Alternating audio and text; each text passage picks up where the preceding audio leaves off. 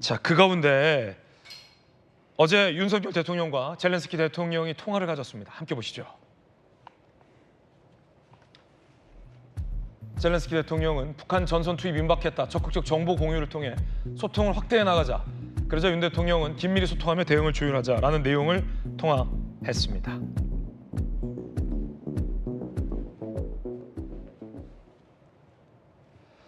자, 우리 정부에서는 방금 젤렌스키 대통령과 통화했듯이 국정원 요원 등이 포함된 우리 정부의 대표단을 현재 파견할 것을 검토 중에 있습니다.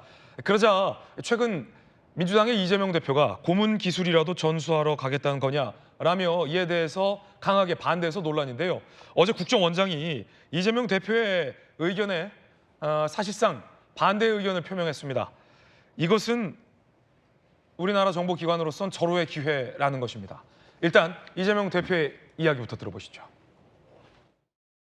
국정원이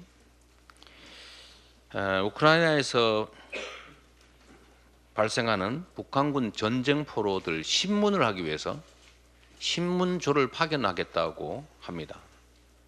왜 대한민국 정부의 공식 기관이 남의 나라 전쟁포로 신문에 참여하겠다는 겁니까?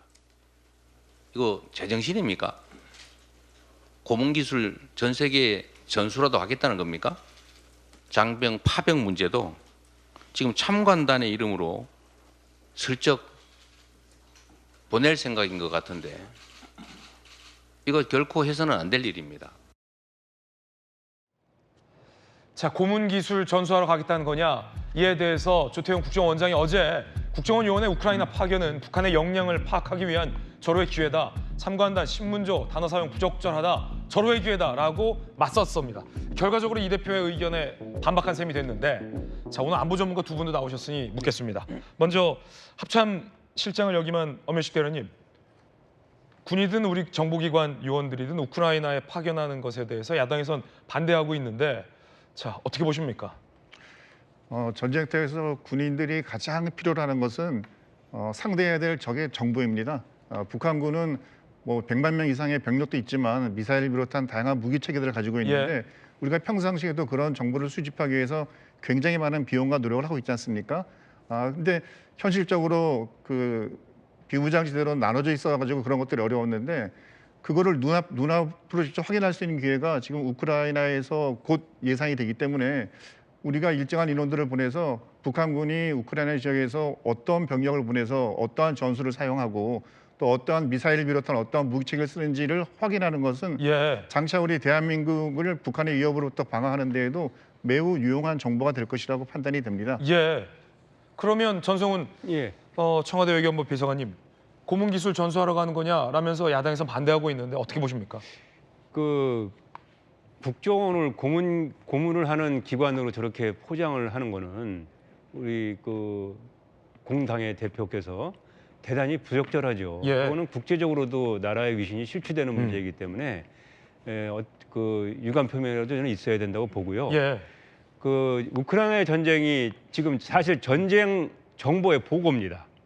북한이 그 파병을 하지 않더라도 지금 우크라이나의 전쟁은 여태까지 인류가 경험해보지 못했던 새로운 전쟁을 하고 있거든요. 크게 세 가지 차원에서. 첫째는 드론이 엄청나게 많이 사용되고 있어요. 지금 드론 전쟁입니다. 우크라이나가 드론을 운영하는 병력만 지금 10,000명이 넘어요.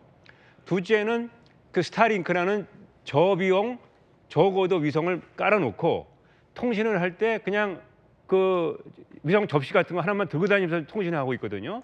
그러니까 통신과 정보 교환이 상당히 쉬워지는 전쟁이고 또 지금은 그 병사들이 핸드폰을 들고 거기에 앱을 깔아가지고 앱을 통해서 정보 교환하고 명령 지시를 받고 있어요. 전에는 없었던 그 SNS 시대의 전쟁이란 말입니다.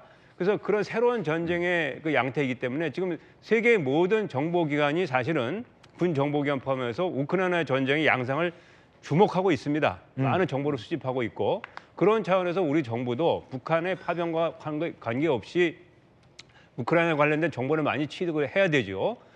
그리고 지금 말씀하셨듯이 북한이 지금 들어가 있기 때문에 우리로서는 북한군의 활동이라든가 작전 형태라든가 어떤 그 지금 현대전은 어느 정도 익숙해 있는가 하는 그런 북한의 북한군의 활동을 직접 현장에서 모니터링할 수 있는 좋은 기회이기 때문에 절호의 기회라는 국정원장의 말이 맞다. 맞습니다. 그래서 이 기회를 놓칠 수는 없고 네. 다양한 형태를 통해서 정보는 수집해야 된다 이렇게 네. 보는 겁니다. 고문 기술 전수하러 가냐? 안 된다라는 야당 대표 이재명 대표 주장.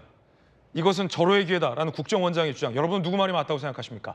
김영주 의원님, 네. 이재명 대표가 남의 나라 전쟁에 왜 끼어드냐라고 현 정부를 강하게 비판하면서 닭의 피, 닭의 목을 비트는 주술로 전쟁 참여를 결정하느냐라는 비판도 하셨고 국정원을 보내는 것에 대해서 고문기술 전수하러 갔냐라고 안 된다고 하는데 정부가 사실은 파병을 하겠다는 것도 아니고 국회 비준 없이 파병을 보낼 수도 없는 것이고 지금 두 분의 안보 전문가께서도 당연히 정보 요원들을 보내서 북한군이 어떻게 전쟁을 수행하는지를 관찰하고 오는 것은 너무나 필요하다라고도 말씀해 주시고 있는데 야당에서는 왜 어떤 이유로 반대하는 건가요?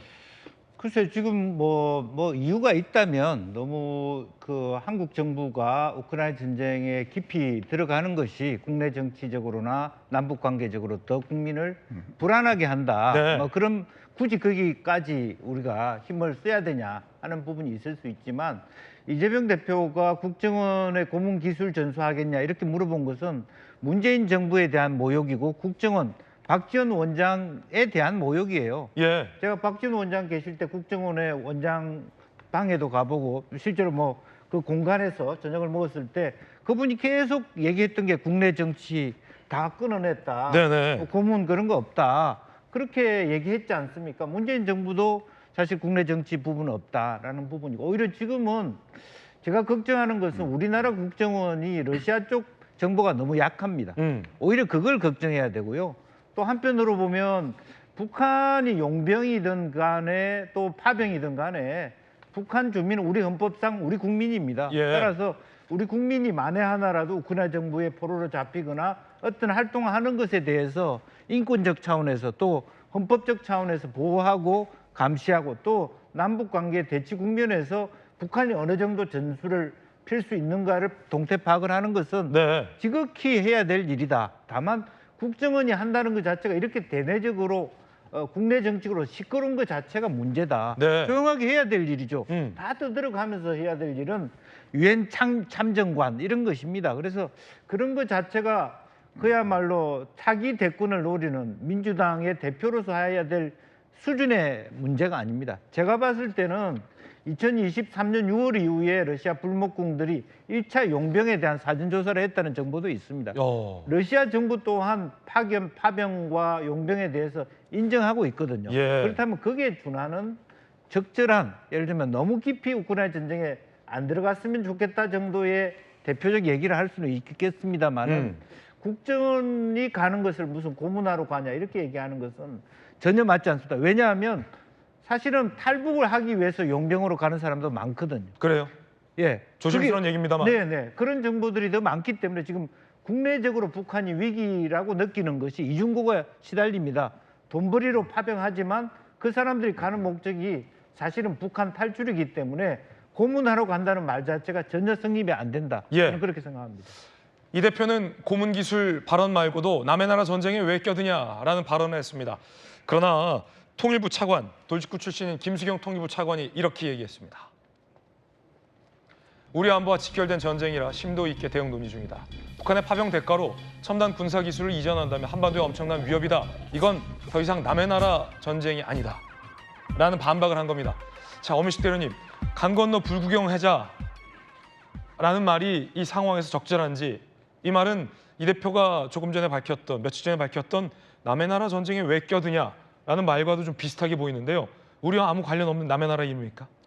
예, 단순하게 영토만 놓고 보면 수천 킬로 떨어진 곳에서의 전쟁이기 때문에 네. 우리와 상관없는 것처럼 보여지지만 실제 거기서 사용되고 있는 뭐 무기체계, 미사일, 포탄 또는 이제 이번에 갔다고 얘기하는 특수작전국 병력들은 곧바로 우리 대한민국으로 언제든지 그 총구를 돌리고 병력이 침투할 수 있는, 도발할 수 있는 그런 인원들이거든요. 네. 그렇다면 이것은 그냥 멀리 있는 우크라이나의 문제가 아니라 이것은 어느 순간 우리 대한민국의 안보 위협이 될 수 있구나라는 생각을 가지고 우리가 그 엄중하게 정보를 더 분석하고 또 우리가 거기서 파악된 정보에 따라서 어떤 대비를 해야 되는지를 고민해야 되는 것이지 저게 지리적으로 멀리 있는 곳이기 때문에 우리랑 상관없다고 생각하는 것은 안보적 측면에서는 매우 위험한 생각이라고 판단이 됩니다. 예, 혹시 이 파병의 대가로 김정은이 막대한 외압뿐만 아니라 러시아가 갖고 있는 첨단 핵 미사일 기술까지 이전받게 된다면 그 칼날은 곧 우리에게 되돌아올 것이다 라는 많은 전문가들의 공통된 지적이 있습니다.